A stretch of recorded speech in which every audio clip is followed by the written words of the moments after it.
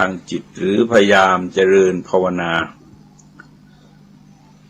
อย่างใดอย่างหนึ่งจิตที่สงบนั้นที่จริงก็คือสงบจากอุปกิเลสนี่แหละเรื่องที่เคยทำจิตให้เศร้าหมองมันก็สงบไปก็แสดงว่าขณะนั้นจิตก็มีความสะอาดระดับหนึ่งพยายามต่อไปมันก็สะอาดขึ้นสะอาดขึ้น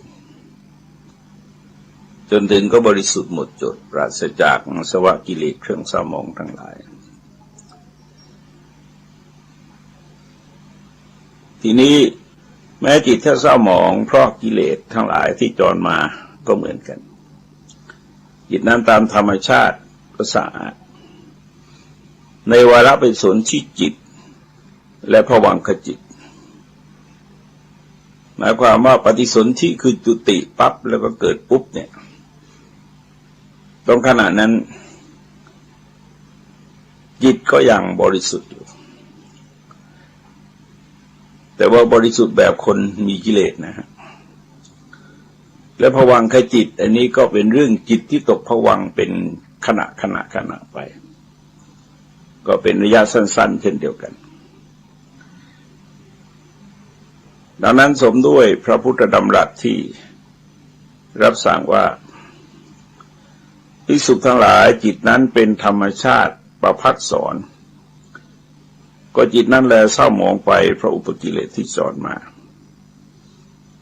จิตนั้นเมื่อได้รับการชำระให้บริสุทธิ์บุคคลก็สามารถทำให้ประภัสสรยิ่งขึ้นอีกได้หมายความมาคำว่าประภัสสรในตอนแรกถ้าจะเปรียบก็เหมือนกับเพชรที่ยังไม่ได้เจรไนมันก็เรืองแสงมันก็มีแสงแต่ว่าเวลาในนำไปเจรไนมันก็จะแสงจะสวยงามขึ้นเปล่งประกายขยายแวดวงกว้างขวางออกไปมากยิ่งขึ้นเพราะจิตใจของมนุษย์พอถึงจุดหนึ่งมันก็จะมีลักษณะอย่างนั้นคือจะบริสุทธิ์สะอาดไปโดยลำดับและในตอนต่อมาที่พระเจ้าทรงแสดงอุปกิเลสนี่เราจะเห็นว่าอุปกิเลสนี้พอมันไปถึงอริยมรรคตั้งแต่โสดาเป็นต้นไปมันจะทำหน้าที่ดับอุปกิเลสทั้ง16ข้อไปเรื่อยๆที่เหลือลึกซึ้งที่สุดก็ไปดับที่อรหัตตมรรคเพราะฉะนั้นจิตใจมันจะเป็นลักษณะอย่างนั้นทีนี้บุคคลก็พยายามทำให้จิตประภัสสรขึ้นได้อีกบัณฑิตพึงทราบว่าการทรงกระทำอุปมาเป็นผ้าที่เศร้าหมอง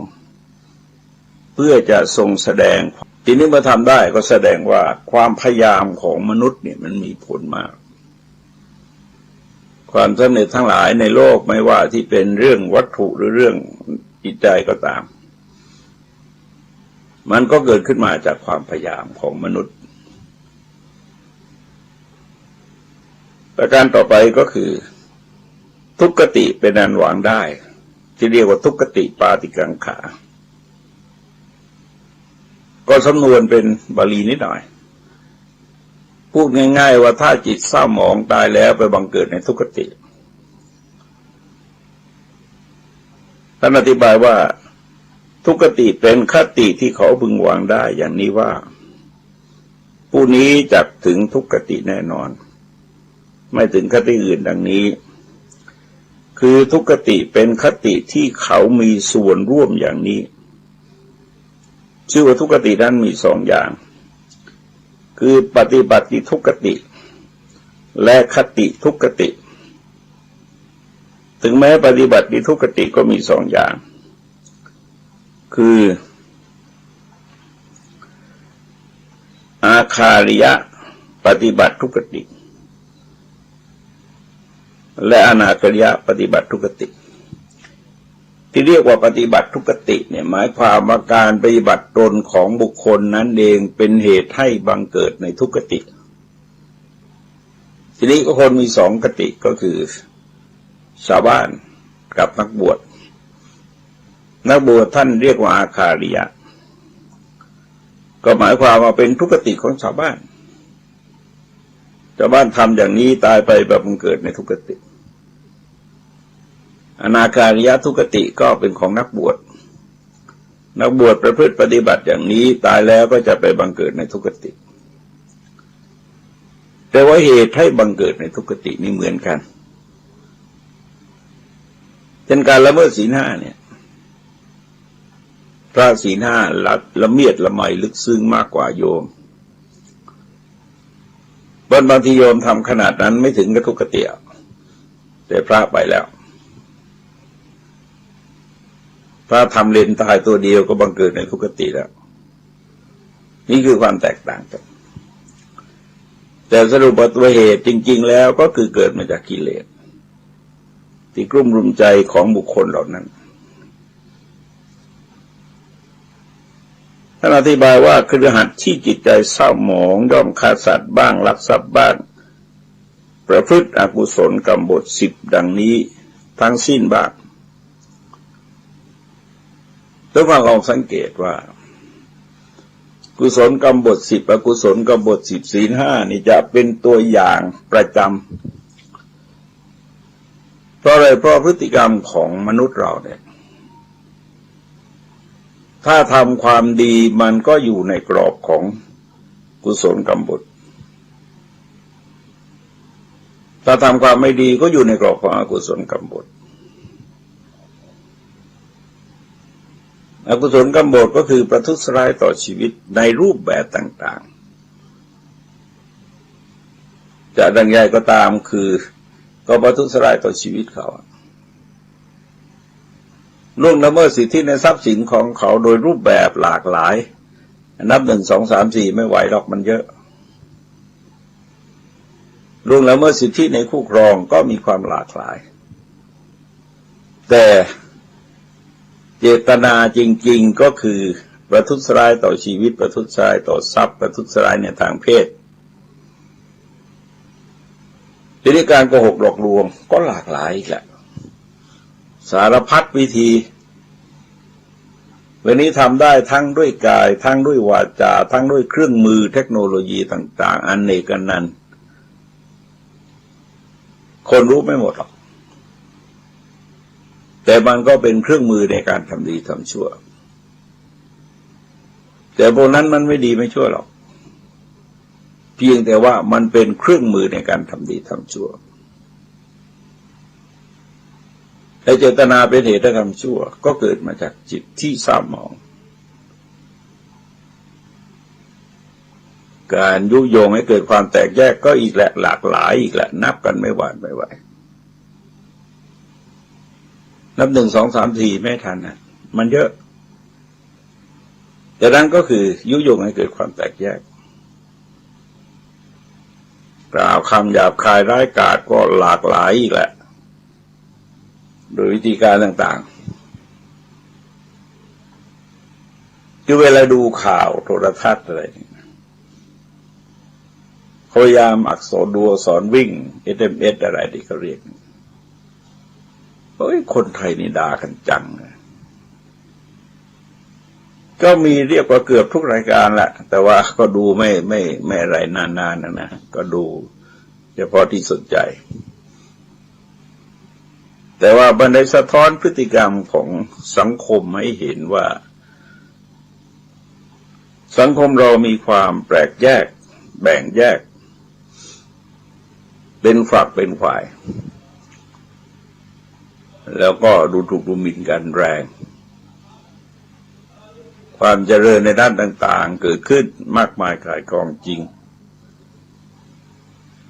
แต่ว่าพฤติกรรมที่สะท้อนมาจากจิตเป็นเรื่องน่าห่วงใยคำเหลวไหลไร้สาระก็เยอะ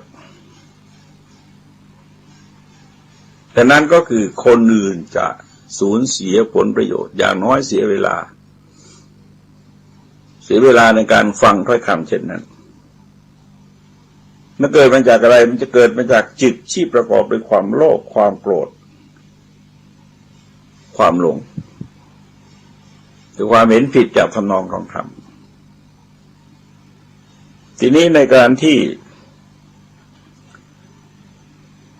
ประพฤติกุศลกบฏ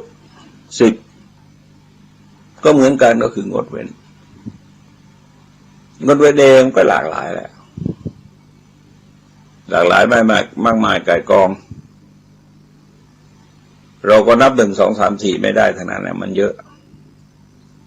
แต่สรุปแล้วก็คือชีวิตประทุษร้ายต่อชีวิตประทุษร้ายต่อทรัพย์ล่วงละเมิดในทางเพศแต่เป็นการงดเว้น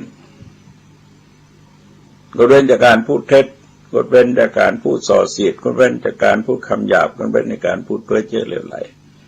มันมาจากใจที่สยบความโลภสยบความอาฆาตพยาบาทสยบความเห็นผิดจากทำนองครองธรรมเอาไว้อย่างน้อยก็ได้ระดับหนึ่งแหละนี่ก็เป็นการแสดงให้เห็นถึงว่าอาคาริยะปฏิบัติคือของคฤหัสถ์เนี่ยคฤหัสถ์เกณฑ์ตรงนี้เขาจะตั้งเป็นหลักเพราะว่าเกณฑ์ตรงนี้เขาเรียกว่ามนุษยธรรมคือธรรมะที่ทำคนให้เป็นมนุษย์เพราะคฤหัสถ์นั้นดำรงอยู่ในอัตภาพนั้นแล้วขั้นตายแตกไปย่อมเข้าสู่นรกบ้างกำเนิดสัตว์เดรัจฉานบ้างเปรตวิสัยบ้างนี้ชื่อว่าคติทุกขติของคฤหัสถ์ทีนี้ฝ่ายบรรพชิตบวชในศาสนานี้แล้วมีจิตใจเศร้าหมองอาสารับใช้คนอื่นทำตัวเป็นหมอตะเกียกตะกายทำลายสงฆ์ทำลายเจดีย์สถานเลี้ยงชีพโดยการให้ประพฤติอนาจารและก็เที่ยวไปยังสถานที่อโคจรแม้ทั้งสิ้นชื่อว่าอนาคาริยปฏิบัติของทุกขติปฏิบัติทุกขติปฏิบัติของบรรพชิตให้ลองสังเกตว่าบาประดับที่เป็นเหตุให้ตกนรกด้วยกันของพระแรงกว่ารุนแรงกว่าทั้งที่พระก็เป็นคนเหมือนกันแต่ว่าเป็นคนที่ปฏิญาณตนเข้ามาเป็นภิกษุในพระพุทธศาสนาปฏิบัติธรรมระดับนักบวชระดับบรรพชิตระดับสมณะอนาจารมัญญาที่ไม่ควรประพฤติเนี่ย21อย่างสำหรับชาวบ้านแล้วก็ไม่มีอะไรแรงแต่สำหรับพระนี่ก็ถือว่าแรงทีนี้อนาคาริยกับปฏิบัติทุกขติของบรรพชิตนั้นดำรงอยู่ในอัตภาพนั้นแล้วครั้นตายแตกกายไปจะเข้าถึงนรกบ้างกำเนิดไตรสารบ้างเปรตบ้างเป็นสมณยักษ์บ้างสมณเปรตบ้างมีกายลุกโชติช่วงด้วยผ้าสังฆาติเป็นต้นที่ถูกไฟไหม้แล้วส่งเสียงร้องครวญครางเที่ยวไปนี้ชื่อว่าคติทุกขติของบรรพชิตพระผู้มีพระภาคเจ้าทรงเริ่มแสดงธรรมฝ่ายขาวคือสุขติเนื้อความของธรรมฝ่ายขาวนั้นพึงทราบด้วยการที่ตรงกันข้ามกับที่กล่าวไว้แล้วในธรรมฝ่ายดำคือพวกทุกขตินั่นเองชื่อว่าสุขติแม้ในที่นี้ก็มี2อย่างคือปฏิบัติสุขติและคติสุขติแม้ปฏิบัติที่สุขติก็มี2อย่างคืออาคาริยะปฏิบัติสุขติและอนาคาริยะปฏิบัติสุขติหมายความว่าสุขติด้วยการปฏิบัติของคฤหัสถ์โดยการปฏิบัติของบรรพชิตนั่นเอง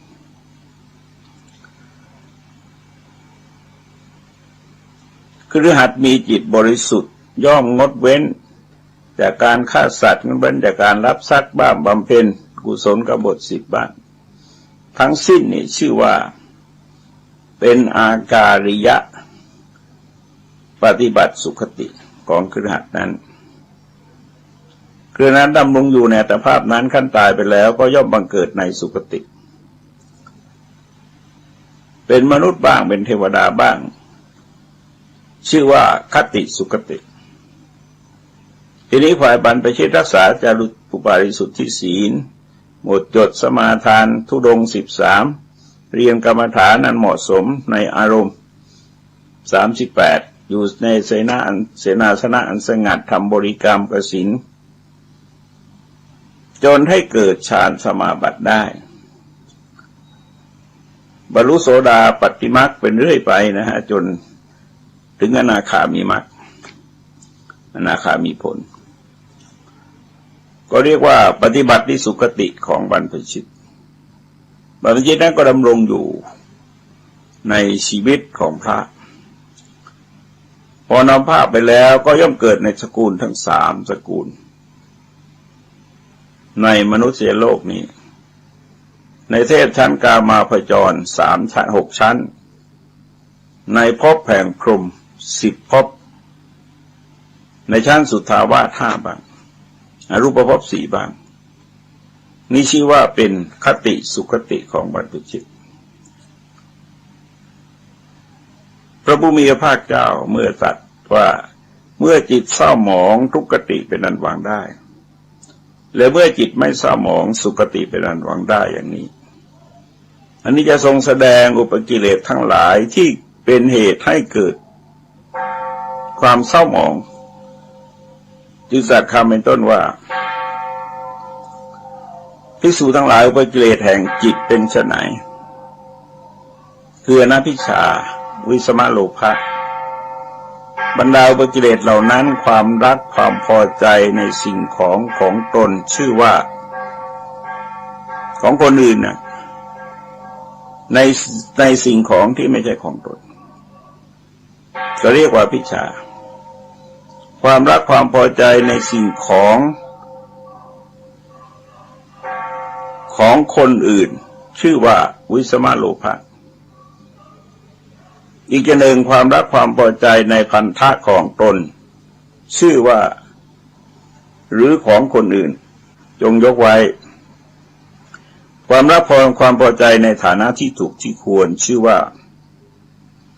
อภิชฌา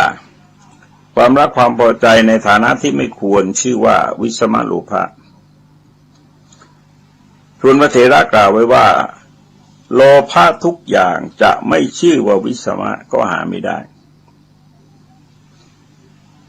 คือมันอยากได้อย่างนั้นอย่างนี้สูงต่ำๆเล็กๆใหญ่ๆก็ว่าไปเลยพระบาลีว่าพวกเธอทำการแบ่งแยกไปทำไมจะเป็นอารมณ์ที่เหมาะหรือไม่เหมาะสมก็ตามราคะก็เป็นวิสมะ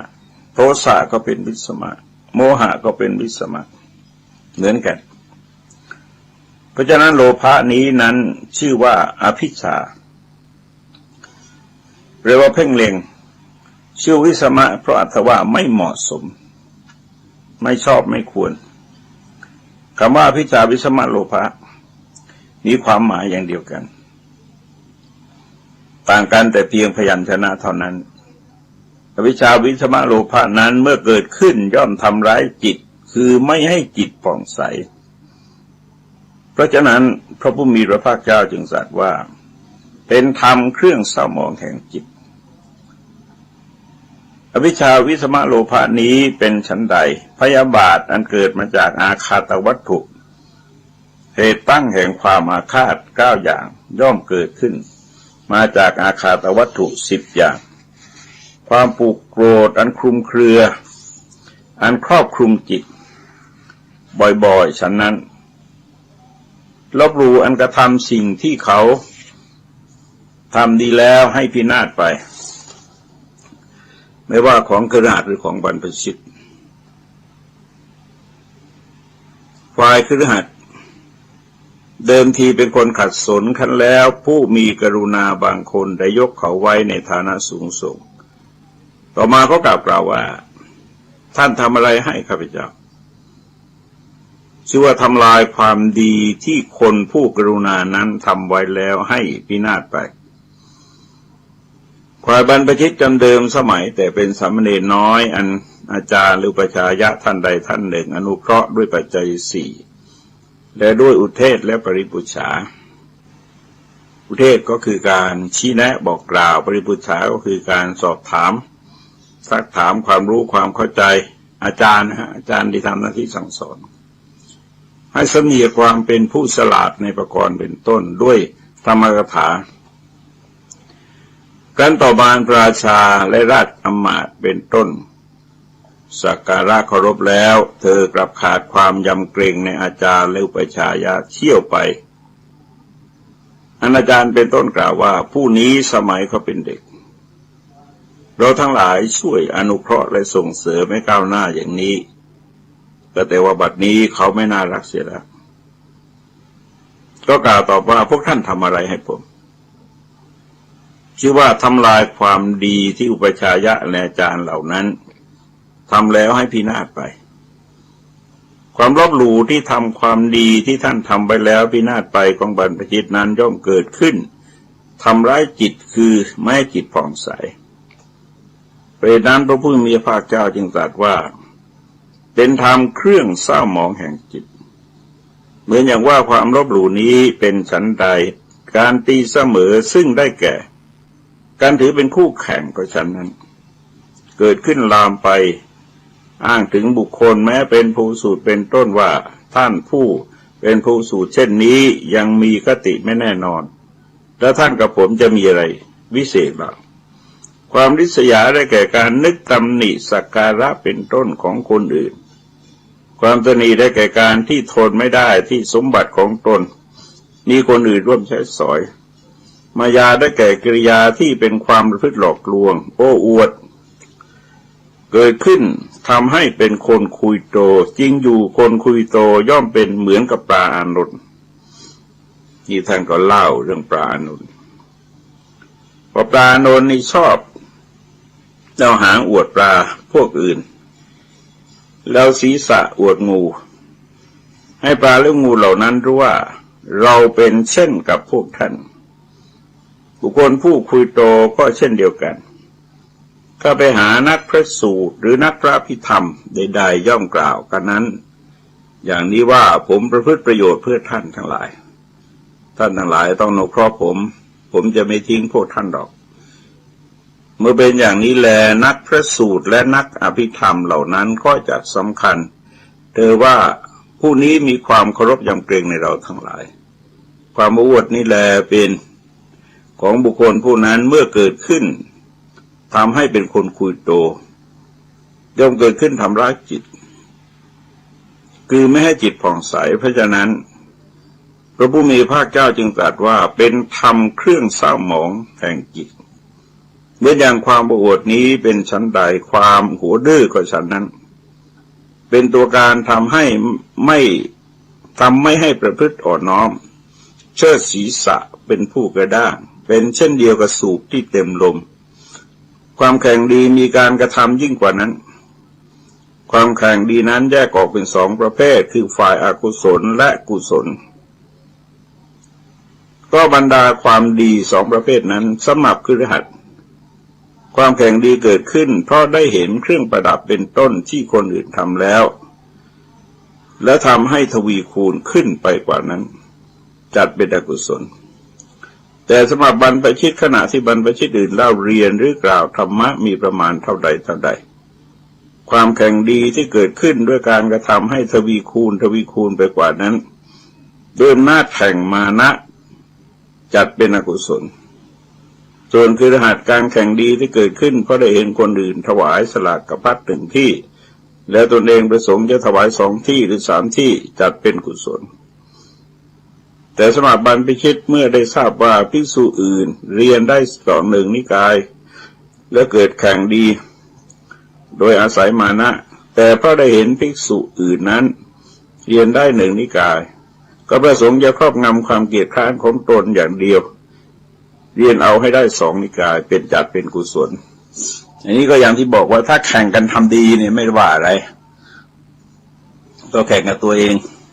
คือไม่ได้แข่งคนอื่นไม่ได้ไปกีดกันขัดขวางอะไรคนอื่น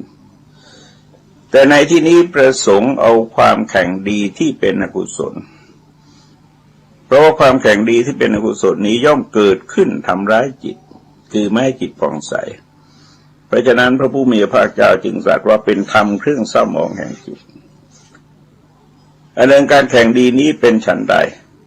ความถือตัวก็ฉันนั้นเป็นไปด้วยอำนาจแห่งความพองตัวแห่งจิตเพราะสายชาติกำเนิดเป็นต้นมานะเป็นไปด้วยอำนาจความพองยิ่งขึ้นแห่งจิตชื่อว่าอติมานะอาการที่รับเอาด้วยความมัวเมาชื่อว่ามัทธะมัทธะเกิดขึ้นอำนาจการปล่อยจิตไปในกามคุณทั้งหลายปมาทะย่อมเกิดขึ้นทำร้ายจิตคือไม่ให้จิตผ่องใสเพราะฉะนั้นพระผู้มีพระภาคเจ้าจึงตรัสว่าเป็นธรรมเครื่องเศร้าหมองแห่งจิต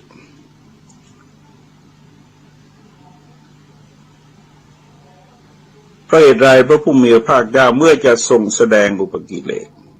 จึงทรงแสดงโลภะไว้เป็นอันดับแรกเพราะโลภะนั้นมันเกิดก่อนเพื่อนจริงอยู่เมื่อสัตว์ทั้งหลายเกิดขึ้นในภพใดภพหนึ่งในที่สุดแม้ในภูมิสุทธาวาสโลภะย่อมเกิดขึ้นก่อนเพื่อนด้วยอำนาจความยินดีในภพต่อจากนั้นอุปกิเลสนอกนี้มีพยาบาทเป็นต้นย่อมเกิดขึ้นตามสมควรแก่ปัจจัยเพราะอาศัยปัจจัยที่ควรแก่ตนและไม่ใช่แต่อุปกิเลสของจิต16อย่างที่เท่านั้นที่เกิดขึ้นพึงทราบว่าโดยนัยนี้ย่อมเป็นอันรวมกิเลสแม้ทั้งหมดทีเดียวก็ทรงแสดงเครื่องเศร้าหมองของ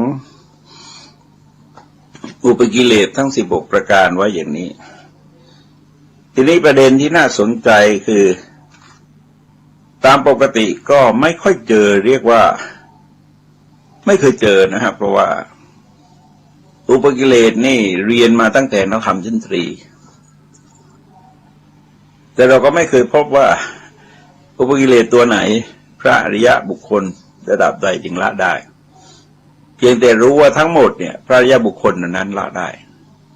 คนทั่วไปละไม่ได้ก็พอดีพระตถาจารย์ท่านได้จำแนกแยกแยะให้ดูว่าในคำว่าละนั้นพึงทราบการละมีสองอย่างละตามลำดับกิเลสและตามลำดับมรรคอธิบายว่าการละตามลำดับกิเลสก่อนกิเลส6อย่างเหล่านี้คืออภิชาวิสมโลภะความโลภโดยไม่สม่ำเสมอคือความเพ่งเล็งสัมภะคือหัวดื้อสารัมภะคือแข่งดีมานะคือถือตัวอติมานะดูหมิ่นท่านมัทธะมัวเมาเรื่องใหญ่เลยแต่ละตัวนี้ใหญ่โตมากเพราะคนที่ละได้เด็ดขาดก็มีเพียงพระอรหันต์เท่านั้นเองแล้วก็กิเลสอีก4คือพยาบาทความพยาบาทโกฏะความโกรธอุปนาหะความผูกโกรธปมาทะความเลินเล่อยอมละด้วยอนาคามิมรรคอีก6อย่างคือมัคคะลบหลู่คุณท่านปลาสะตีเสมอท่านอิสาความริษยามัจฉริยะความตนีมายาเจ้าเล่ห์สาธยะโอ้อวดย่อมละได้ด้วยโสดาปัตติมรรคส่วนการละตามลำดับมรรคอธิบายดังต่อไปนี้กิเลส6อย่างเหล่านี้คือมัคคะลบหลู่คุณท่านปราสาตีเสมออิสาความริษยามัจฉริยะความตนีมายาเจ้าเล่ห์สาธยะโอ้อวดย่อมละได้ด้วยโสดาปัตติมรรคกิเลส4คือพยาบาทพยาปาทะความพยาบาทโกฏะความโกรธอุปนาหะความผูกโกรธปมาทะความเลินเล่อย่อมละด้วยอนาคามิมรรค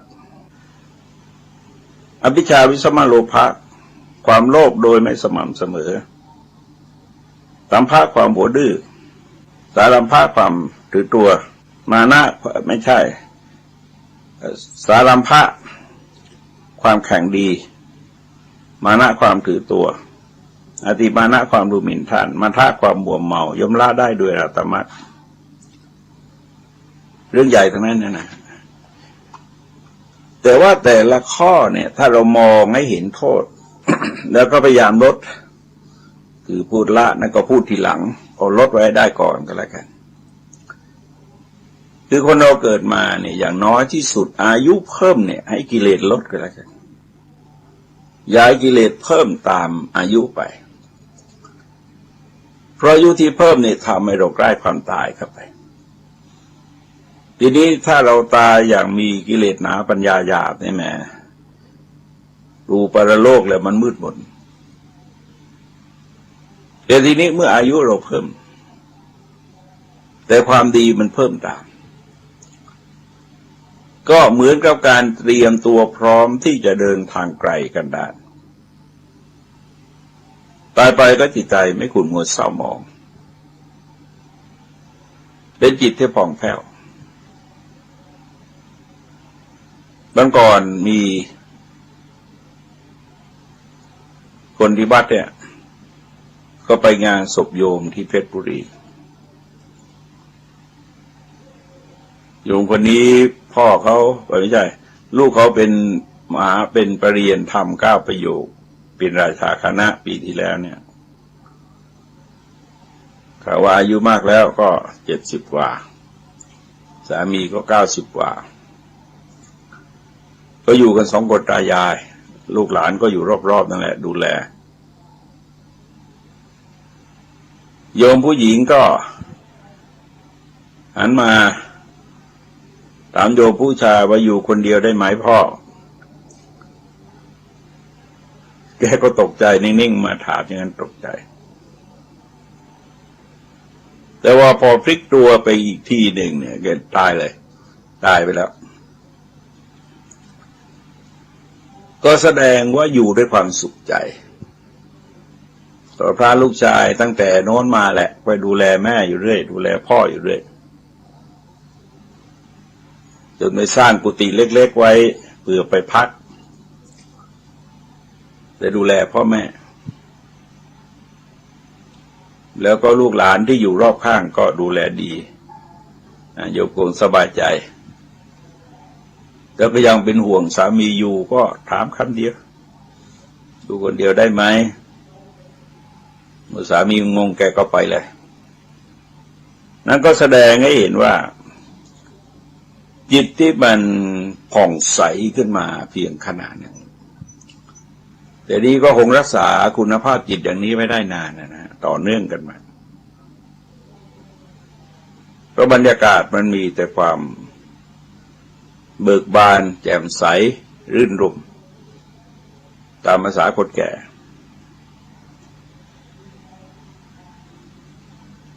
ในที่นี้กิเลสเหล่านี้จะถูกฆ่าด้วยโสดาปัตติมรรคคือถูกฆ่าด้วยมรรคที่เหลือก็ตามหรือถูกฆ่าด้วยมรรคที่เหลือก็ตามถึงกระนั้นเพิ่งทราบว่าพระผู้มีพระภาคเจ้าตรัสคำเป็นต้นว่าบุคคลย่อมละอภิชฌาวิสมโลภะอันเป็นเครื่องเศร้าหมองแห่งจิตตรงหมายเอาการละด้วยอนาคามิมรรคนั่นเองนี้เป็นการเกิดแห่งผลอันมาแล้วตามมรรคที่สืบต่อกันในที่นี้พระพุทธภาคเจ้าทรงแสดงมรรค4ไว้ถึงชั้นสูงสุดโดยการเกิดผลนั้นจึงจะถูกอุปกิเลสมีวิสมะโลภะเป็นต้นที่เกิดขึ้นจากอุปกิเลสที่ละได้แล้วด้วยตติยมรรคย่อมเป็นอันละได้โดยมรรคที่4ตติยมรรคก็คืออนาคามิมรรคนะครับกิเลสที่เหลือย่อมเป็นอันละได้โดยมรรคที่4นี้เช่นกันเพราะอุปกิเลสมีมรรคเป็นต้นแม้เราใดย่อมละได้โดยโสดาปัตติมรรคอุปกิเลสเหล่านั้นย่อมเป็นอันละได้เด็ดขาดแล้วด้วยอนาคามิมรรคนั่นแหละเพราะจิตอันเป็นสมุฏฐานแห่งอุปกิเลสมีมรรคเป็นต้นนั้นอันละไม่ได้โดยเด็ดขาดด้วยโสดาปัตติมรรคแต่ในกรณีนี้ อาจารย์บางพูดพันนาว่าการละได้ด้วยปฐมมรรคก็คือโสดาปัตติมรรคคำนั้นไม่สมกับคำต้นและคำปลายอาจารย์บางพวกก็พันนาวิคัมปนะปะหารไว้ในอธิการนี้คำนั้นเพียงประสงค์ของอาจารย์เหล่านั้นเท่านั้นนี้ก็คือจุดที่มีปัญหาอย่างหนึ่งคือเวลาพระตถาจารย์ท่านอธิบายเนี่ยถ้าท่านอธิบายสอดคล้องกันก็ดีไปพออธิบายไม่สอดคล้องกันไอ้คนศึกษาในรุ่นหลังเขาก็รู้น้อยกว่าท่านนะก็สับสนไม่แน่ใจว่าอาจารย์คนนี้ว่าอย่างหนึ่งอาจารย์คนนี้ว่าอย่างหนึ่งอะไรคือความถูกต้องแต่ก็สรุปว่าในพระสูตรนี้ประเด็นหลักสำคัญจริงๆก็คือการที่บุคคลพยายามศึกษาสำเนียกโดยที่จริงองค์ธรรมมันก็เป็นไตรสิกขาก็คือศีลสมาธิปัญญาเหมือนเดิมเพียงแต่ว่ามีปริยายที่ทรงยกจงจำแนกแสดงในรูปแบบต่างๆขึ้นมาเท่านั้นเองดังนั้นถ้าเรามองโดยสรุปไปเห็นว่าหลักการสำคัญในพระพุทธศาสนาก็คือเรื่องของไตรสิกขาถ้าหากว่าเราดำเนินไปตามหลักของไตรสิกขาพยายามให้อาการของศีลปรากฏเด่นชัด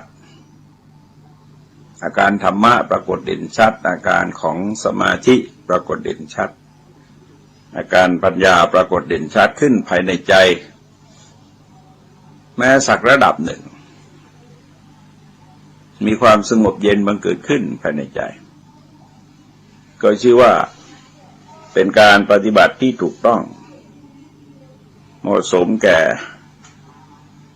ฐานะของพุทธบริษัทแล้วแต่แน่นอนว่ามันเป็นการต่อสู้ที่ทวนกระแส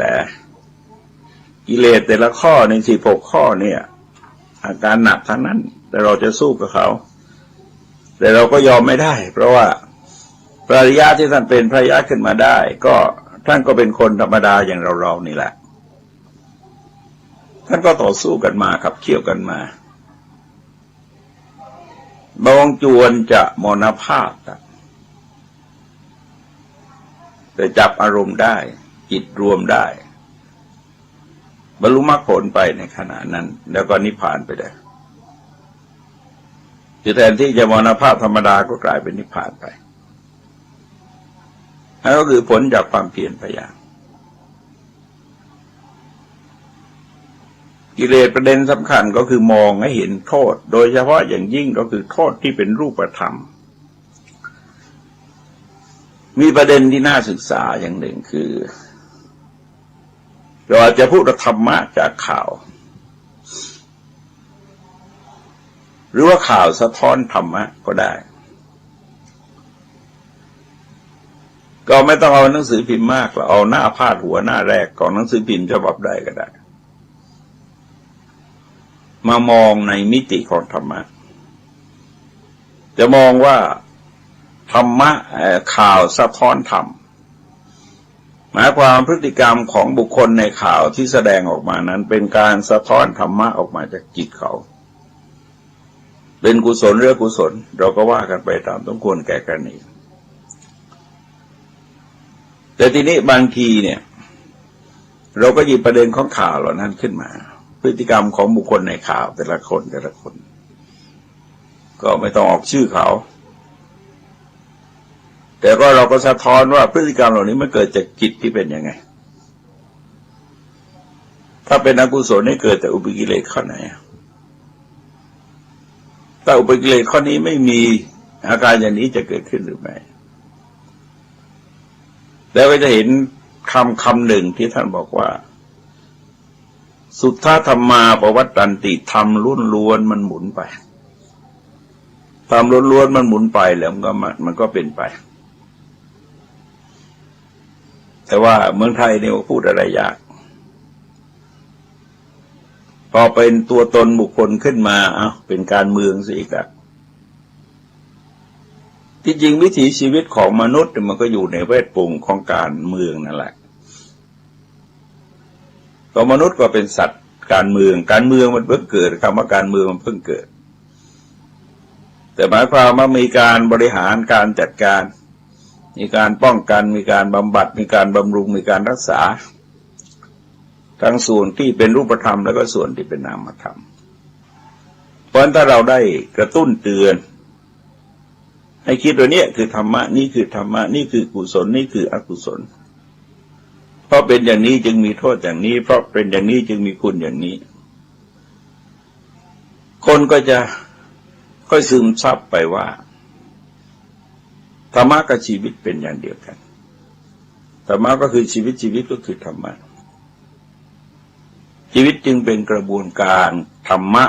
ล้วนๆที่หมุนไปแล้วก็ขับเคลื่อนไปแล้วแต่ว่าจังหวะไหนเป็นกุศลหรืออกุศลเท่านั้นเองต้องฟังทั้งหลายที่สุดนี้ขอความเจริญงอกงามไพบูรย์ในธรรมจงมีแด่ท่านผู้ฟังทั้งหลายโดยทั่วกันสวัสดี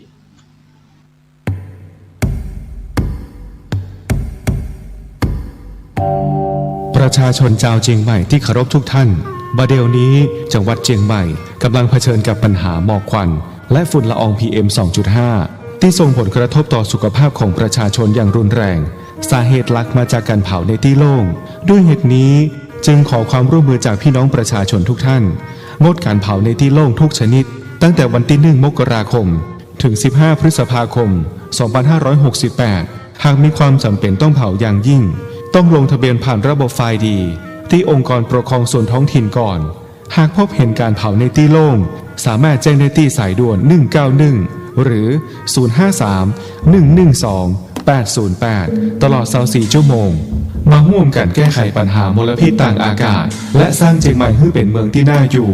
ด้วยความปรารถนาดีจากสมาคมวิชาชีพวิทยุโทรทัศน์ภาคประชาชนเชียงใหม่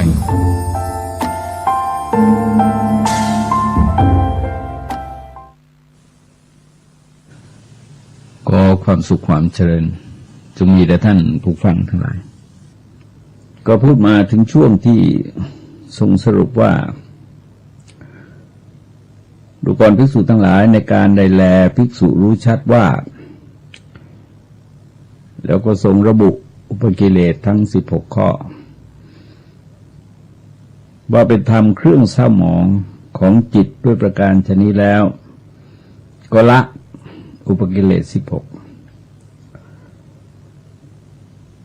ที่เป็นธรรมเครื่องเศร้าหมองของจิตได้แล้วในการนั้นเป็นผู้ประกอบด้วยความเลื่อมใสแน่วแน่ในพระพุทธเจ้าว่าก็จากนั้นก็ทรงแสดงพระพุทธคุณครบทั้ง9พระธรรมคุณทั้ง6พระสังฆคุณทั้ง9ซึ่งเรื่องนี้ท่านสาธุชนจะสังเกตว่าเราจะพบบ่อยถามว่าทำไมเพราะในความเป็นพระรัตนตรัยนั้นเป็น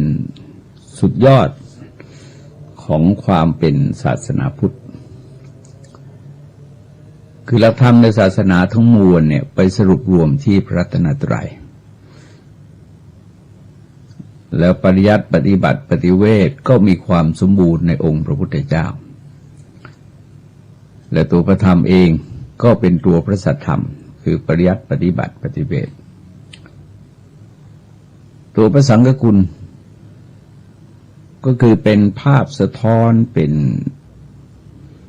สักขีพยานในการปฏิบัติธรรมของพระพุทธเจ้าว่าไม่ใช่ตรัสรู้เฉพาะพระพุทธเจ้าแต่ว่าใครก็ตามที่มีความเพียรมีสติมีสัมปชัญญะปฏิบัติถูกทางดำเนินไปตามหลักของสังฆคุณโดยเฉพาะ4ข้อแรกคือปฏิบัติดีปฏิบัติตรงปฏิบัติเป็นธรรมปฏิบัติสมควรได้ ถึงจุดหนึ่งก็จะเข้าสู่อนุพุทธะคือรู้ตามที่พระพุทธเจ้ารู้เห็นตามที่พระพุทธเจ้าเห็น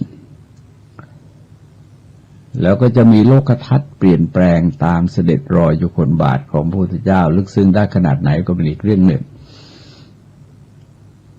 แต่หมายความว่ามีเมตตากรุณาเพิ่มขึ้นเพราะในพุทธคุณธรรมคุณสังฆคุณจึงเป็นอนุสติ3ประการในอนุสติทั้ง10ประการก็เป็นอารมณ์ของสมถกรรมฐานเราสามารถสาธยายเพื่อให้จิตสงบอยู่กับคุณของพระรัตนตรัยสามารถนำบทบางบทขึ้นมาภาวนาเป็นจุดยึดเหนี่ยวของใจจะตั้งสติระลึกอยู่ที่บทพระพุทธคุณธรรมคุณสังฆคุณเป็นพุทโธธัมโมสังโฆในขณะเดียวกันเมื่อเราใช้ปัญญาพินิจพิจารณาในพระพุทธคุณธรรมคุณสังฆคุณแต่ละบทมันจะเกิดเป็นปิติประโมทย์จิตก็จะดำเนินไปสู่ความสงบคือสมาธิ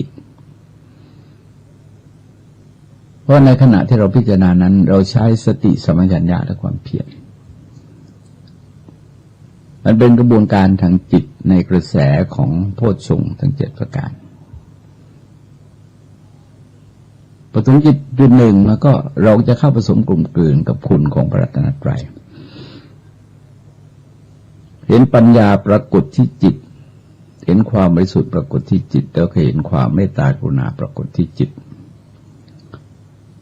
ซึ่งหมายความว่าทุกขั้นตอนของธรรมะปฏิบัติต้องเห็นคุณธรรม3ประการนี้มากน้อยไม่รู้หยาบกลางละเอียดไม่รู้ถ้าไม่เห็นก็แสดงว่าไม่ได้รับผลเลยเพราะความเปลี่ยนแปลงนี่ถือว่าเป็นเรื่องสำคัญเพราะธรรมะเป็นหลักเรียกว่าสันเลขะคือมันขัดเกลาความชั่วถ้าขัดเกลาตั้งนานแล้วความชั่วไม่หายเลยเหมือนขัดสนิมไม่หายไปเลยเนี่ยก็แสดงไม่ได้ขัดเท่านั้นเองหรือขัดไม่เป็นก็ในพุทธคุณธรรมคุณสังฆคุณตรงนี้ทรงก็คล้ายที่เราสวดนั่นแหละก็เหมือนที่เราสวดนั่นแหละว่าแม้เพราะเหตุนี้พระผู้มีพระภาคเจ้าเป็นพระหันสัตรุรีสัตรุชอบโดยพระองค์เองทรงสมบูรณ์ด้วยวิชาและจรณะเสด็จไปดีแล้วทรงรู้แจ้งโลกเป็นสรถี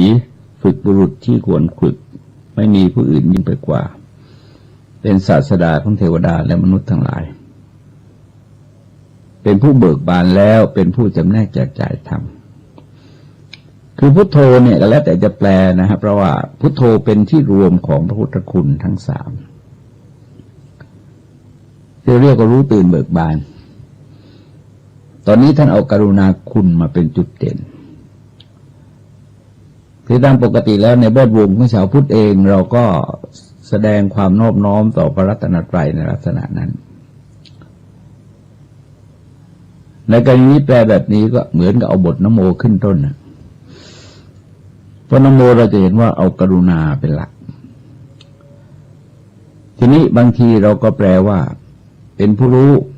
เป็นผู้ตื่นเป็นผู้เบิกบานคือเอาเสียทั้ง3คำเลยทางปัญญาบริสุทธิ์กรุณาแต่อาจจะแปลว่าเบิกบานแล้วเป็นผู้ตื่นแล้วเป็นผู้รู้ก็ได้คำไหนก็ได้ก็คือเป็นการพูดถึงอีก2คำอยู่ด้วยเพราะลักษณะเหล่านี้คือความต่อเนื่องกันหมายความว่า1จะบ่งบอกอีก2พูดตัวไหนก่อนก็ได้ก็ไม่ว่าอะไรกันทีนี้ภความันก็มีลักษณะอย่างนั้นภควาเน้นที่กรุณาคุณแต่บางทีเราก็แปลว่าเป็นผู้จำแนกแจกจ่ายธรรม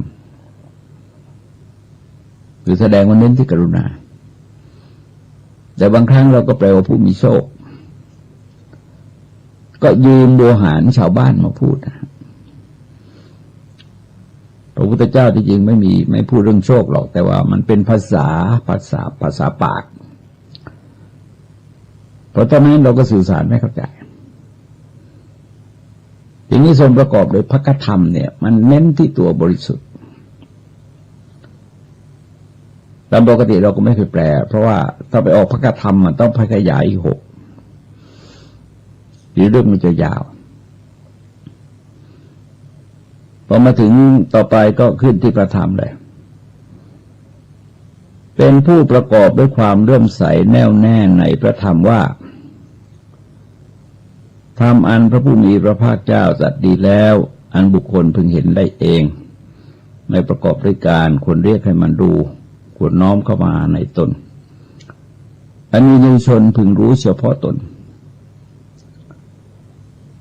คือเราสังเกตว่าพระธรรมเนี่ยจะ6 ข้ออย่างเนี้ย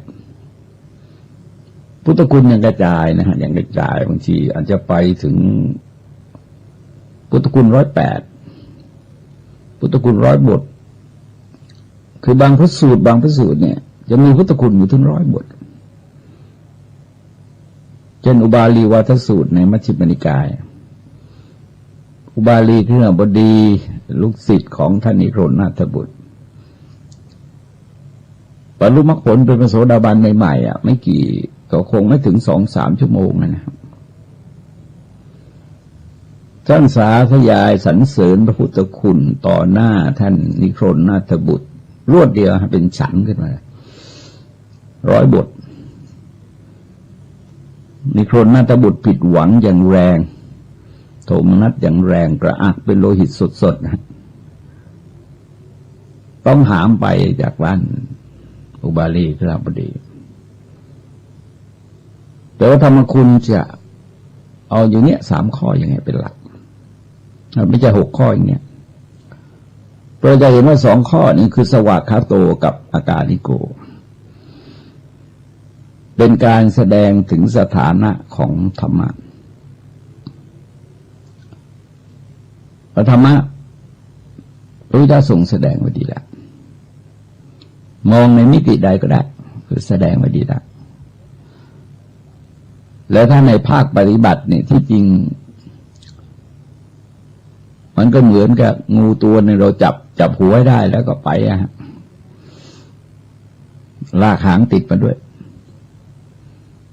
เดี๋ยวยกตัวอย่างว่าศีล 5เนี่ยถ้าเราจับหัวคือเมตตาได้หรือจับที่สติได้ศีล 5มันก็ไปแล้วพรหมวิหาร 4ถ้าจับที่เมตตาได้ก็ไปแล้วกุศลกบฏ 10เนี่ยจับที่สัมมาทิฏฐิหรือเมตตาได้ก็ไปแล้วไปหมดทั้ง10เพราะงั้นธรรมะเหล่านี้เป็นระบบคำสอนที่เป็นนิพปริยายคือแสดงอย่างนี้ทุกทีหรือ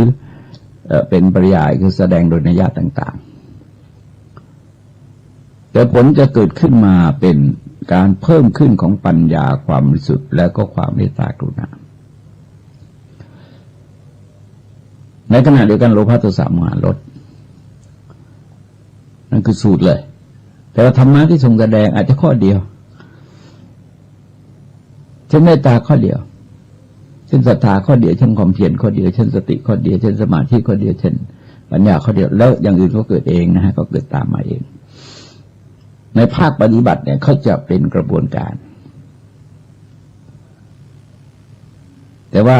ในภาคปริยัติเนี่ยคือบางทีก็เอากระบวนการเนี่ยมาแสดงไว้ทั้งหมดแต่ว่าภาคปฏิบัติก็จะขับเคลื่อนด้วยกระบวนการของเขาโดยกระบวนการของธรรมะนี่อยู่ที่จุดเริ่มต้นนะอย่างที่เคยยกตัวอย่างว่าพวกอินทรีย์5นี่มันยิ่งใหญ่มากแต่ละข้อนี่เขาเป็นผู้นำมนุษย์สู่นิพพานได้หมดศรัทธาก็นำได้วิริยะก็นำได้สติก็นำได้สมาธิก็นำได้ปัญญาก็นำได้คนอื่นก็ตามคือไม่ใช่ไปเดี่ยวนะฮะแต่เนื่องจากเขาเป็นกระบวนการคล้ายๆกับว่าเขาสั่งนายพลคนหนึ่งให้ยกทัพบอกคุณนำทหารของคุณไป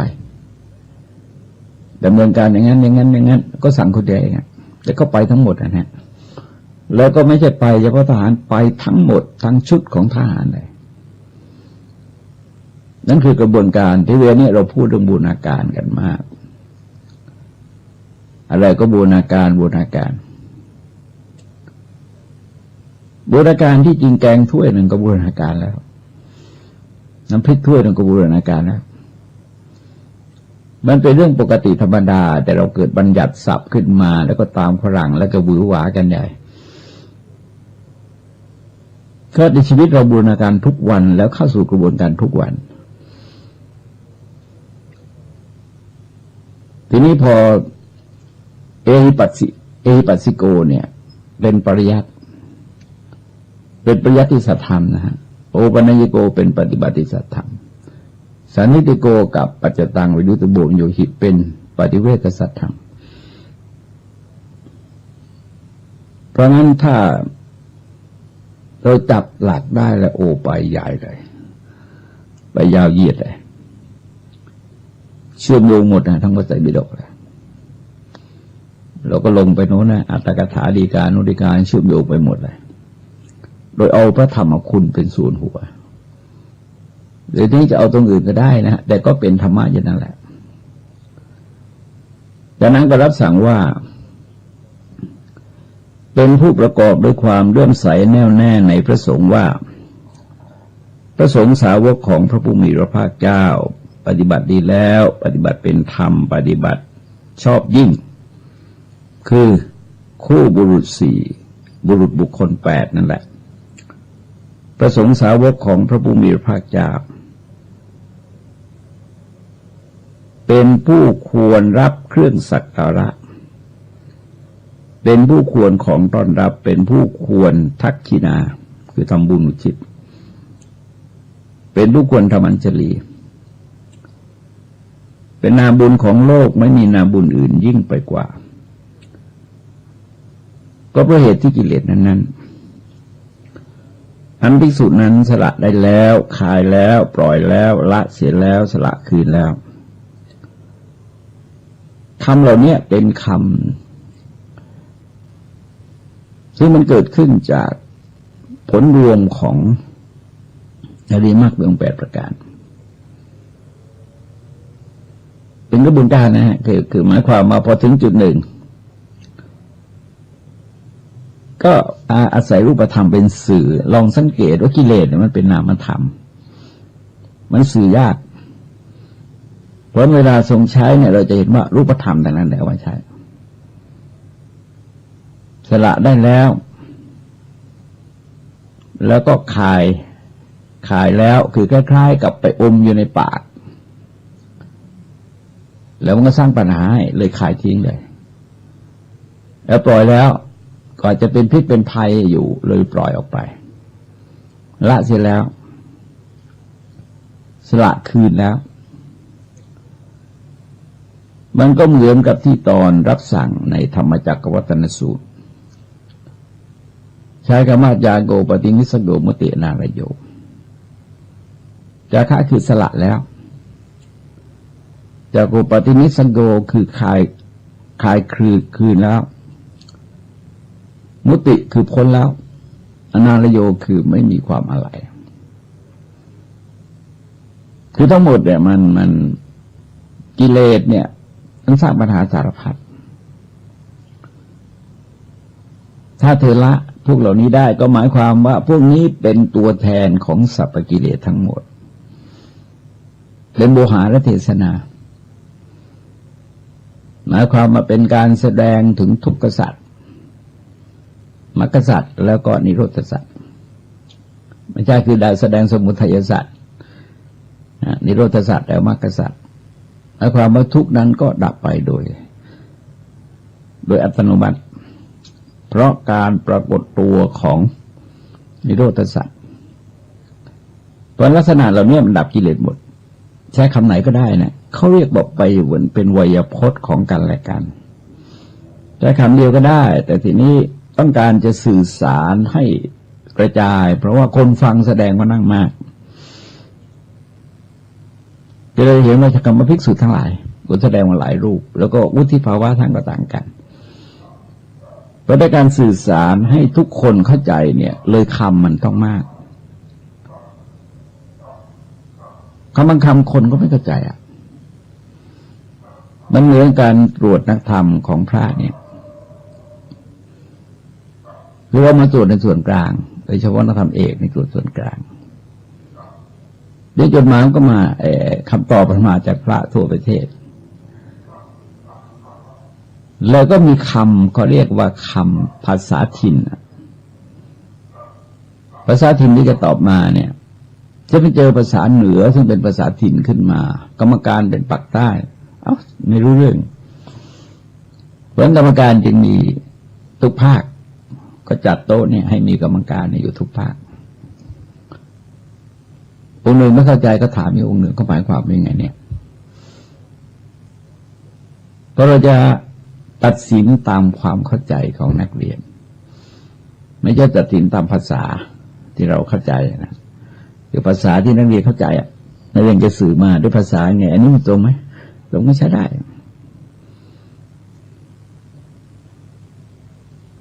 ดังนั้นก็แสดงให้เห็นว่าเป็นผลซึ่งปรากฏภายในจิตเป็นตัวญาณนะฮะตัวญาณที่ก็อยู่กับจิตตลอดหมายความว่าเมื่อกิเลสเขาหมดแล้วนี่จิตก็อยู่ในนิโรธที่อาการของนิโรธเนี่ยก็เฉพาะในที่นี้ก็ทรงแสดงว่าเธอย่อมได้ความรู้แจ้งอัตรู้แจ้งธรรมคำว่าอัตถะนี่คือเนื้อหาของเรื่องเหล่านั้นหรือบางทีก็หมายถึงผลนะครับแต่ธรรมะก็หมายถึงธรรมะประเภทต่างๆแหละเป็นกุศลก็ได้กุศลก็ได้แต่ว่าตอนนี้มันก็กลายเป็นเหตุหมายความมารู้ในส่วนเหตุกับรู้ในส่วนผลในความเป็นอริยสัจเนี่ยเราเห็นว่าทุกข์กับนิโรธเป็นผลสมุทัยกับมรรคเป็นเหตุตอนถ้าเข้าถึงเหตุผลแต่ว่าธรรมะปฏิบัติเหล่านี้พอถึงจุดหนึ่งเนี่ยอริยสัจทั้งขบวนการเนี่ยมันเคลื่อนไหวไปด้วยกันฝ่ายหนึ่งเกิดฝ่ายหนึ่งก็ดับปริยายในการแสดงก็ทรงแสดงนะเราจะเห็นว่าเช่นยกตัวอย่างทรงปรารภถึงพระโคติกะซึ่งชีวิตท่านดับก่อนหลังการดับของกิเลสคือกิเลสดับก่อนกิเลสดับแล้วก็ชีวิตดับเลยเขาเรียกว่าเป็นชีวิตะสมสีสีเป็นพระหันประเภทชีวิตะสมสีสีคือดับต่อเนื่องกันไปเรียกว่าอาจจะไม่ก่อนไม่หลังเกือบจะไม่ก่อนไม่หลังนะแต่ว่ากิเลสต้องดับก่อนนะเพียงแต่ว่าขณะมันเร็วมันแยกไม่ทันมารก็ได้แสวงหาปฏิสนธิวิญญาณของพระโคติกะหาไม่เจอปลอมตัวก็ไปถามพระพุทธเจ้าพระเจ้ารับสั่งว่าโคติกะไม่มีปฏิสนธิวิญญาณโคติกะนิพพานแล้วมารก็เสียใจออกไปจากที่นั้นพระเจ้าก็รับสั่งบอกแสดงให้ภิกษุทั้งหลายทราบมารก็กลายเป็นเมฆหมุนวนเร็วอย่างเร็วเลยจะหาไม่เจอพระเจ้าก็ชี้บอกว่าเนี่ยมารกำลังแสวงหาแล้วรับสั่งว่ามารเมื่อแสวงหาอยู่ย่อมไม่พบผลทางของบุคคลผู้มีศีลมีปกติอยู่ด้วยความไม่ประมาทหลุดพ้นเพราะรู้ชอบคือเราเห็นว่าสมบูรณ์ด้วยศีลกับมีปกติอยู่ด้วยความไม่ประมาทนั้นก็คืออริยมรรคหลุดพ้นเพราะรู้ชอบนั้นเป็นนิพพานเป็นนิโรธ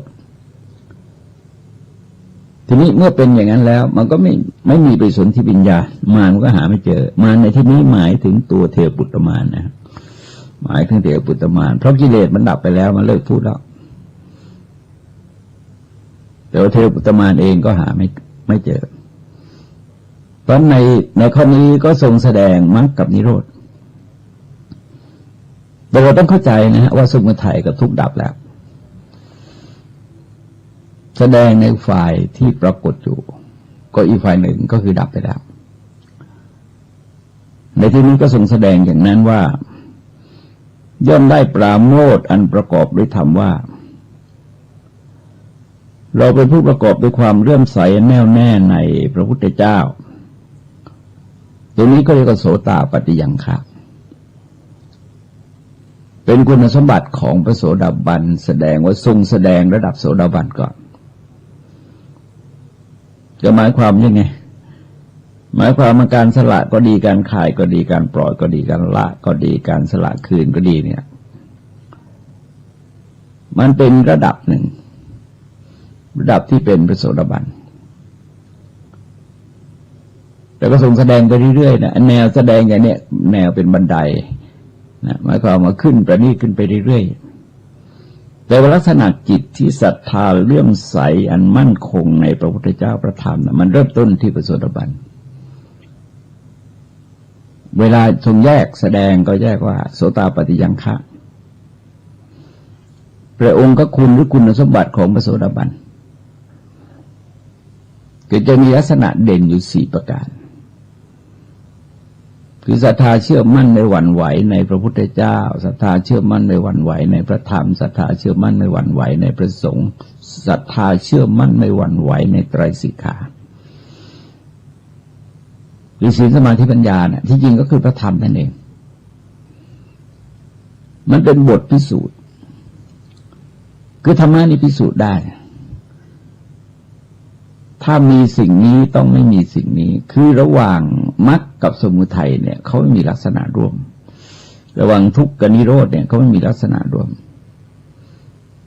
เพราะเมื่อลักษณะเด่นที่ปรากฏตรงเนี้ยมันก็คือมรรคกับนิโรธก็แสดงว่าทุกข์กับสมุทัยก็ดับแต่เป็นการดับในระดับใดก็ตอนนี้ก็ทรงเน้นที่พระโสดาบันก่อนแล้วก็รับสั่งว่าเพราะกิเลสนั้นๆอันเราสละได้แล้วคายแล้วปล่อยแล้วละเสียแล้วสละคืนแล้วดังนี้เมื่อปราโมทย์แล้วย่อมเกิดปิติเมื่อปิติในใจกายสงบเธอก็มีกายสงบกายย่อมสงบเธอก็ย่อมมีกายสงบ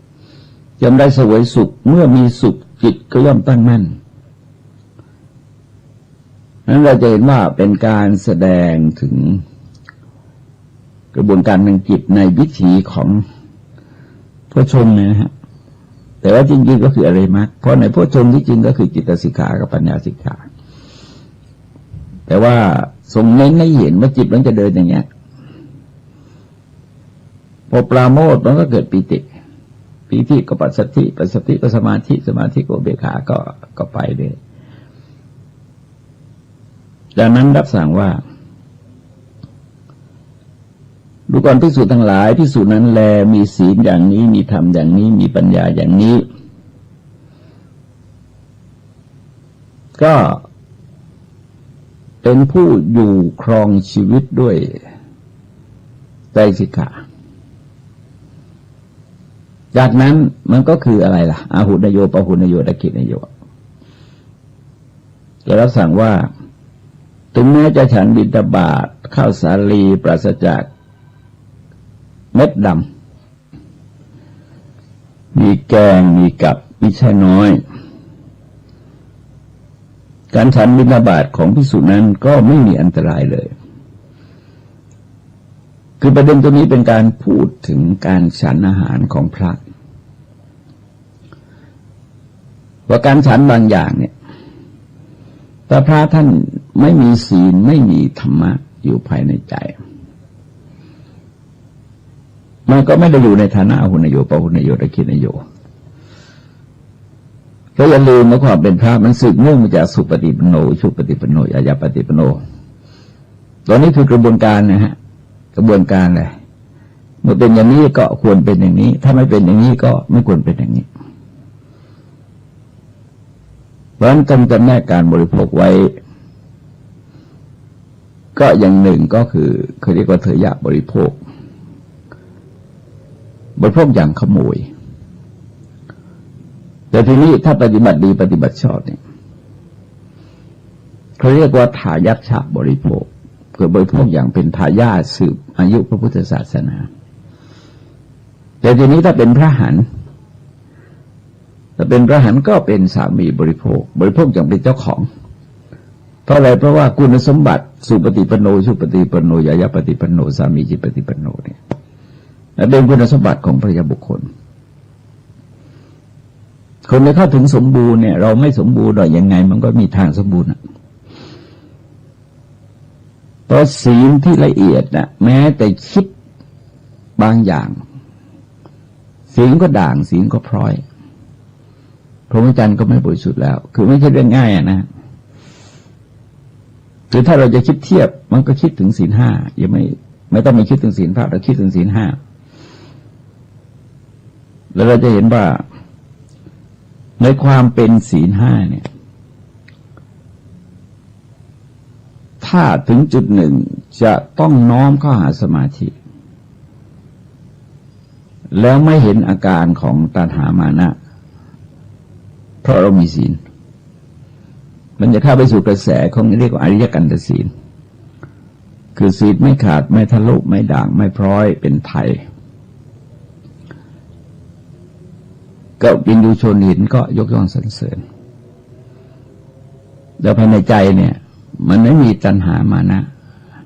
สงบนะมันไม่ถึงกับหมดหรอกศีลเนี่ยคือตัณหามานะไม่จะดับมันง่ายแต่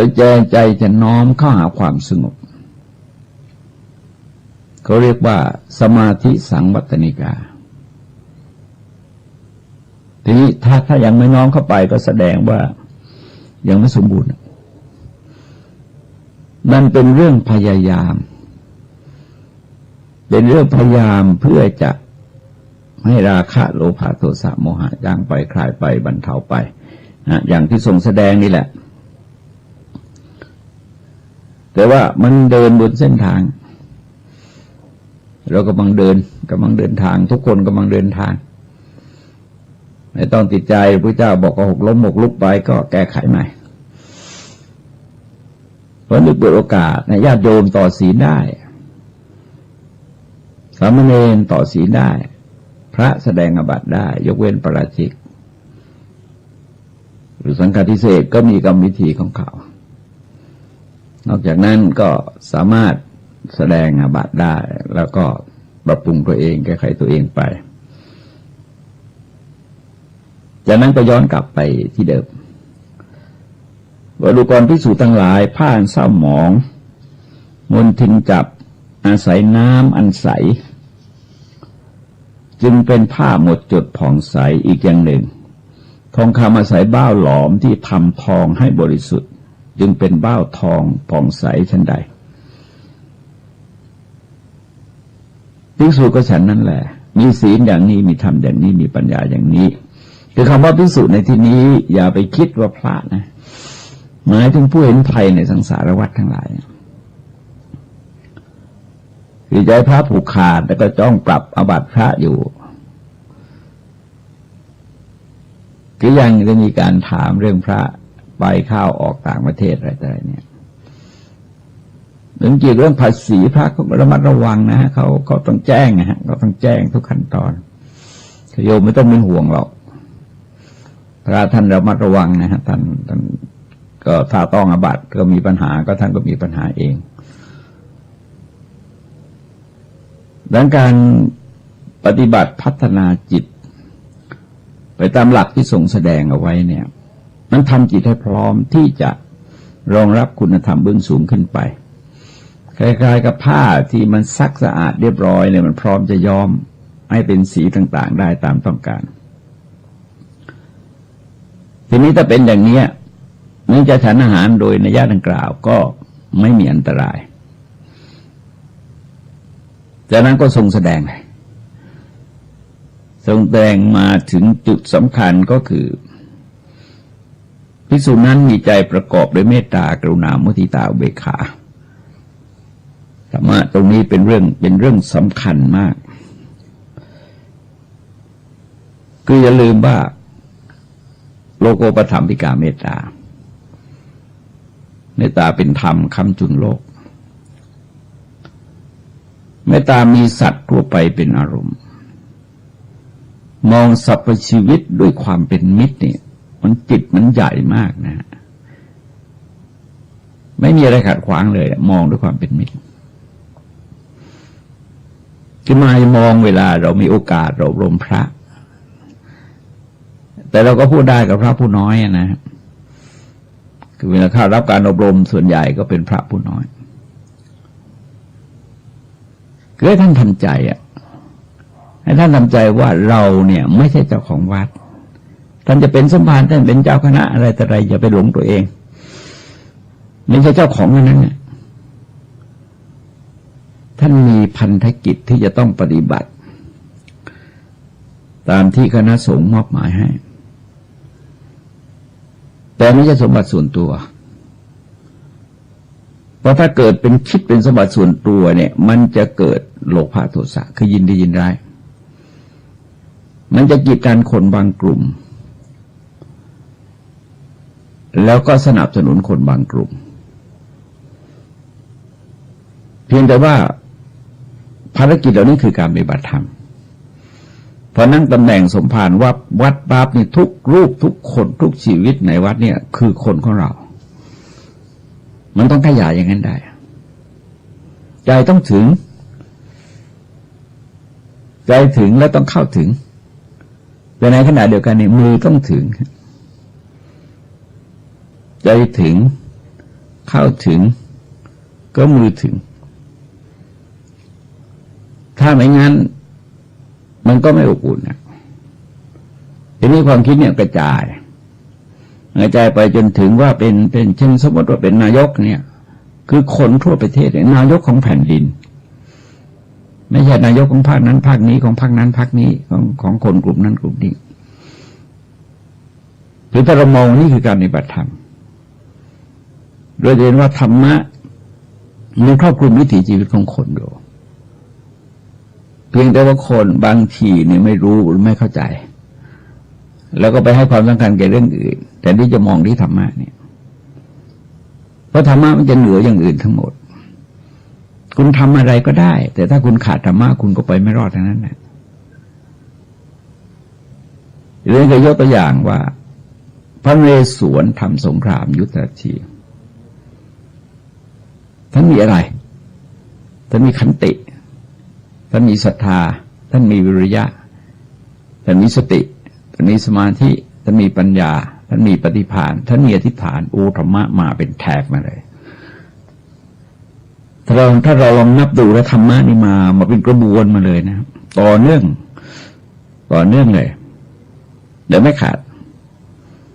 และในสุดก็สามารถพลิกสถานการณ์ถึงเป็นรองทั้งร้อยเนี่ยให้ชนะได้ทั้งร้อยทีนี้ถ้าเรามองเห็นได้อย่างเงี้ยคนแต่ละคนมีจุดนัดพบกันที่ธรรมะปัญหาขัดแย้งทั้งหลายยุติกันที่เหตุผลและความดีทั้งหลายเราไม่ใช่ศูนย์กลางแต่ธรรมะคือศูนย์กลางเราขัดแย้งอะไรปัญหาว่าธรรมะว่ายังไงก็อย่างเนี้ยอย่างเราพูดถึงเย็นถึงร้อนมากร้อนน้อยเย็นมากเย็นน้อยเนี่ยถ้าเราเอาตัวเราเข้ากำหนดเนี่ยมันหาข้อยุติไม่ได้ถ้าคุณต้องการวัดคุณก็ต้องมิเตอร์มาวัดอันนี้กว้างยาวเท่าไหร่เนี่ยคุณใช้ความคิดคุณไม่ได้ใช้นิ้วไม่ได้คุณต้องใช้ไม้เม็ดไม้ฟุตไปวัดเพราะธรรมะมันกลายเป็นมาตรวัดจิตของคนวัดวิถีชีวิตของคนเพื่อนำพาคนให้เดินไปบนกระแสของธรรมะพระเมตตาจึงมีสัตว์ทั่วไปเป็นอารมณ์ใจไม่แบ่งแยกนะแต่ทีนี้ไอ้ใจใหญ่ขนาดนี้ยังยากเพราะงั้นพระเจ้าก็สอนให้ฝึกพัฒนาจิตไปเรื่อยตั้งแต่ตัวเราแล้วก็เอาคนใกล้เคียงไปเรื่อยๆนะขยายเมตตาไปเรื่อยๆแล้วมันเกิดมีพลัง ให้เกิดมีพลังคือระดับแผ่เมตตาจิตเมตตากรุณามุทิตาเบียขาไปในที่ต้องปวงเนี่ยโอ้เรื่องใหญ่เลยนะเพราะมันจะสะดุดเช่นสมมติว่าทิศหนึ่งมีคนไม่ชอบเรามันจะสะดุดอยู่ที่คนนั้นใจไม่ไปแต่ถ้าสวดตามธรรมเนียมนะก็ได้เพียงแต่ว่าถ้าทำไม่ได้จริงๆเนี่ยมันต้องดูที่จิตเรามีความรู้สึกต่อคนทั้งหลายด้วยความเป็นมิตรจริงหรือไม่แต่เรารู้สึกไม่ได้ก็แสดงว่าสาธยายได้แต่ว่าแผ่ไม่ได้เพราะจิตมันแผ่ไม่ออกมันมีกามราคะเป็นอุปสรรคอยู่มันมีโทสะพยาบาทเป็นอุปสรรคอยู่เพราะเราจะเห็นว่าจิตถ้ายินดียินร้ายเนี่ยมันไปไม่ได้พอจิตยินดีกิเลสประเภทราคะโลภะก็เกิดจิตยินร้ายกิเลสประเภทโทสะก็เกิดเมตตามันก็ไม่ปรากฏเพราะจิตต้องสงบความยินดียินร้ายไม่ได้มองแบ่งแยกเป็นเราเป็นเขาแต่อย่างน้อยก็คิดว่าเรากับพวกเราโดยไม่ไปคิดว่าศาสนานั้นศาสนานี้ก็ยังนึกอย่างนี้ว่าสังคมพุทธบางทีนิยมในเก่งกว่าพระนะวันนี้พระบางองค์ท่านยังถือนิกายกันจังเลยนะมองแล้วเราสลดว่าท่านอุตส่าห์บวชเป็นพระรักษาศีลตั้งเยอะแต่แยกนิกายกิเลสนิกายอย่างเอาชนะไม่ได้แล้วท่านจะไปรบอะไรกับใครนี่เป็นเรื่องหลักคือเราต้องเห็นที่จิตสรุปว่าเราต้องเห็นที่จิตเราเพราะถ้าเรามองเป็นนิกายเนี่ยสมมติเรามองพระเป็นนิกายเป็นธรรมยุทธ์เป็นมานิกายเป็นมหายาเทรวาทมหายานเนี่ยมันจะเกิดยินดียินร้ายฮะเพราะยิ่งมาสอบตกตั้งแต่อินเสียสังวรไปไม่ได้ไม่ต้องพูดถึงเมตตาหรอกมันตกตั้งแต่อินเสียสังวรมันเกิดยินดียินร้ายใจมันก็ขุ่นแล้วนะกลับไปสู่กระแสของอุปกิเลสอย่างที่ทรงแสดงไว้ตั้งหลายข้อนะฮะวันนี้รับสั่งว่าภิกษุนั้นมีใจประกอบด้วยเมตตาประกอบด้วยกรุณาประกอบด้วยมุทิตาประกอบด้วยเบกขาเมตตามีข้าศึกใกล้คือกามราคะมีข้าศึกที่อยู่ตรงกันข้ามเนี่ยคือกิเลสประเภทโทสะแต่ท่านเน้นที่ตัวพยาบาทเพราะอะไรเพราะพยาบาทมันตกค้างอยู่ภายในใจแต่จริงๆก็ผูกโกรธก็อยู่ภายในใจนะฮะความโกรธก็ผูกก็อยู่ภายในใจบางการจะเจริญเมตตาได้เนี่ยมันต้องขจัดความรู้สึกพยาบาทความรู้สึกกำหนัดพอใจในทางเพศเพราะเมตตาจึงเริ่มต้นชี้เพศตรงกันข้ามไม่ได้เราเห็นว่าพวกกายพวกมนานุสติอสุภกรรมฐานนะอสุภกรรมฐานไปดูศพเนี่ยดูที่เพศตรงกันข้ามไม่ได้เพราะจิตแปรผันง่ายจิตไม่แกร่งมันต้องดูที่อื่นไว้ก่อนแล้วค่อยว่ากันทีหลังเพราะเมตตาจึงเริ่มต้นที่คนซึ่งเรารักและคนที่เราชังก่อนเนี่ยไม่ได้ทำไมฮะเพราะว่าใจมันไม่แกร่งถ้าเริ่มต้นที่คนที่เรารักมันก็กลายเป็นกามราคะเพราะมันมีต้นทุนอยู่มากภายในใจแต่เริ่มต้นที่คนซึ่งเราไม่ชอบไอ้ต้นทุนทางโทสะมันก็อยู่เยอะเลยใจมันจะออกไปทางโทสะไม่ออกมาทางเมตตาเพราะเมตตาจึงเริ่มต้นที่ตัวเองให้ได้ตอนคิดพื้นฐานเราต้องการความสุขไม่ต้องการความทุกข์เช่นใดคนอื่นสัตว์อื่นก็ต้องการความสุขไม่ต้องการความทุกข์เช่นเดียวกันแต่นั้นก็แสดงทางกายทางวาจาไปก่อนทำอะไรทำด้วยเมตตาทั้งต่อหน้าและรับหลังพูดถึงหรือพูดด้วยก็พูดด้วยเมตตาทั้งต่อหน้าและรับหลังอันนี้คือการฝึกในตอนต้นเนี่ยเราจะเห็นว่าพระเจ้าจะเริ่มเมตตากายกรรมมังวจีกรรมมังมโนกรรมมังแสดงสะท้อนทางการกระทำก่อนการพูดก่อน เพราะตรงนั้นเราจะเห็นว่าถ้าเรามีได้เนี่ยศีลมันจะเกิดขึ้นโดยอัตโนมัติอย่างศีล5 ประการนี่ไปแล้วแต่เราเมตตากายกรรมมังวจีกรรมังเนี่ยนะฮะคือเมตตาทางกายทางวาจาเนี่ยเป็นศีลไปโดยอัตโนมัติแล้วจิตมันอยู่ที่เมตตาแล้วการประทุษร้ายในลักษณะต่างๆซึ่งเป็นการผิดศีลเนี่ยก็จะไม่เกิดขึ้นจากนั้นก็ค่อยๆมองด้วยใจคือเริ่มจากจุดเล็กๆไปก่อนโดยเฉพาะอย่างยิ่งคือทำยังไงว่าสร้างครอบครัวให้อบอุ่นเนี่ยเรามีความเมตตาจิตพูดง่ายๆระดับกัลยาณมิตรมีความรักใคร่พร้อมจะร่วมทุกข์ร่วมสุขกันภายในครอบครัวมีการประพฤติมีการกระทำมีการคิดที่มุ่งอุปการะต่ออีกฝ่ายหนึ่งและการทำการพูดการคิดอย่างนั้นมันเป็นประโยชน์เกื้อกูลโดยอีกฝ่ายหนึ่งเป็นรูปกิริยาปฏิกิริยาแล้วก็จากนั้นก็ค่อยๆว่ากันไปโดยลำดับเราจะเห็นว่าปัญหาใหญ่ในด้านเมตตาเนี่ยเราพูดเราอะไรกันได้แต่ก็จริงสังคมเรามีความขัดแย้งสูงซึ่งก็ไม่เคยเข้าใจนะเพราะว่าเราบอกว่าเราเป็นสังคมพุทธพยายามเรียกร้องให้ศาสนาพุทธเป็นศาสนาประจำชาติจริงๆเราให้ประจำใจเสียก่อน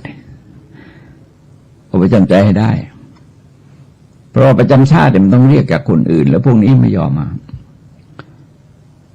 แต่ถ้าจะพุทธได้คิดว่าเอาศาสนาพุทธมาประจำใจมันเป็นพุทธด้วยใจมันพัฒนาสภาวะของความเป็นผู้รู้เป็นผู้ตื่นเป็นผู้เบิกบานขึ้นภายในใจโดยเฉพาะเรื่องรู้นี่เป็นเรื่องใหญ่เพราะอยู่ในยุคข้อมูลข่าวสารต่างๆเนี่ยถ้าขาดความรู้ในด้านข้อมูลข่าวสารมันจะเป็นปัญหาเยอะปัญหาบางอย่างก็แก้ไม่ได้อย่างคล้ายๆกับปัญหาปากใต้เนี่ยจนปัจจุบันเนี่ยยังไม่รู้ว่าใครทำนะใครอยู่เบื้องหลังมันก็ตีความกันไปนะอธิบายกันไปนักปราชญ์เยอะอธิบายได้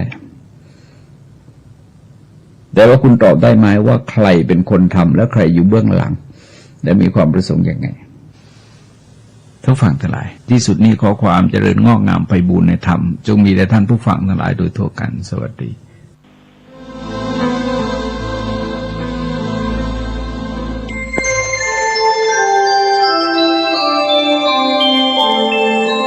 ขณะนี้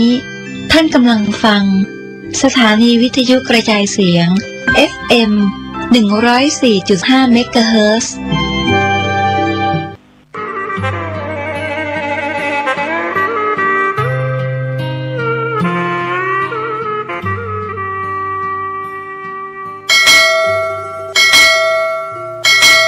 ประชาชนชาวเชียงใหม่ที่เคารพทุกท่านขณะนี้จังหวัดเชียงใหม่กำลังเผชิญกับปัญหาหมอกควันและฝุ่นละออง PM 2.5 ที่ส่งผลกระทบต่อสุขภาพของประชาชนอย่างรุนแรงสาเหตุหลักมาจากการเผาในที่โล่งด้วยเหตุนี้จึงขอความร่วมมือจากพี่น้องประชาชนทุกท่านงดการเผาในที่โล่งทุกชนิดตั้งแต่วันที่ 1 มกราคมถึง 15 พฤษภาคม 2568 หากมีความจำเป็นต้องเผาอย่างยิ่งต้องลงทะเบียนผ่านระบบไฟล์ดีที่องค์กรปกครองส่วนท้องถิ่นก่อนหากพบเห็นการเผาในที่โล่งสามารถแจ้งได้ที่สายด่วน 191 หรือ 053-112-808 ตลอด 24 ชั่วโมงมาร่วมกันแก้ไขปัญหามลพิษทางอากาศและสร้างเชียงใหม่ให้เป็นเมืองที่น่าอยู่ด้วยความปรารถนาดีจากสมาคมวิชาชีพวิทยุโทรทัศน์ภาคประชาชนเชียงใหม่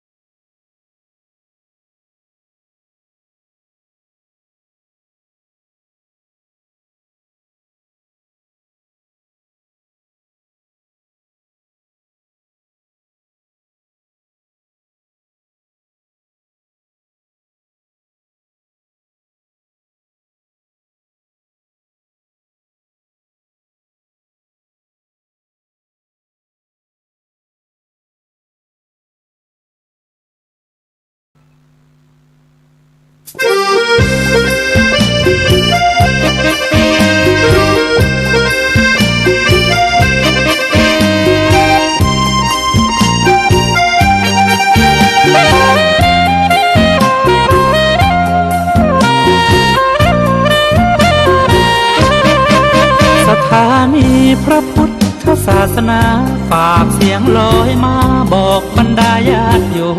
มที่มีใจใช้ธรรมชโลมที่มีใจใช้เพลงชโลมบอกบรรดาญาติโยมให้ฟังคลื่นนี้ สถานีตั้งไม่ไกลไม่ไกลตั้งอยู่ทั่วเมืองไทยชวนคนไปทำดีเชิญฟังกันทั้งวันดีเจสร้างสรรค์พากันสุขีใครอยากฟังธรรมเชิญทางนี้ใครอยากฟังธรรมเชิญทางนี้หรืออยากฟังเพลงดีๆเปิดคืนนี้นะคุณสถานีพระพุทธศาสนาฝากเพลงลอยมาย้ำชาวพุทธสร้างบุญธรรมะจะติดตามตัวคุณธรรมะจะชี้นำใจคุณที่สู่ทรงท่านหนุนไว้ให้คุณมาสร้างสถานีที่ล้ำค่าชี้นำธรรมะเพิ่มปัญญาแตกฉานสอบถามธรรมะข้อใดเชิญลองถามไทยเรื่องที่อยากถามมีธรรมสลับกับเพลงเพราะมีธรรมสลับกับเพลงเพราะและดีเจชอละไว้เป็นเพื่อนคุณ